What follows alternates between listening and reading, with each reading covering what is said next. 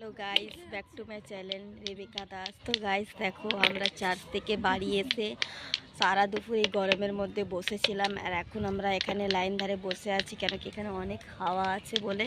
তাই দেখো গাইস, তোমরা আমার দুটো মেয়েকে কেমন করছে এরা। এই যে হাই, বাপরে বাপ, কি করছিস তোরা? আমরা এখন মাছ মাছ ধরছিস? উরি বাবা, দেখিস দুজনে কপালে মেরে দিস না রে ভাই। ব্যাক ক্যামেরা দেখো, ব্যাক মমিতা তুই তো বড়, দেখো তোমরা কি করছে। এই করিস না এভাবে, ট্রেনের লোক এসে তোকে দেবে ভালো করে। রিমি করিস না। দেখো গাইস কি করছে, এরা অনেক খতরনাক আছে।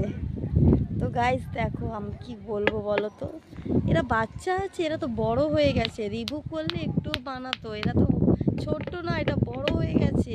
মমিতাকে আর 5 বছর পর বিয়ে দেওয়া যাবে। 5 বছর না,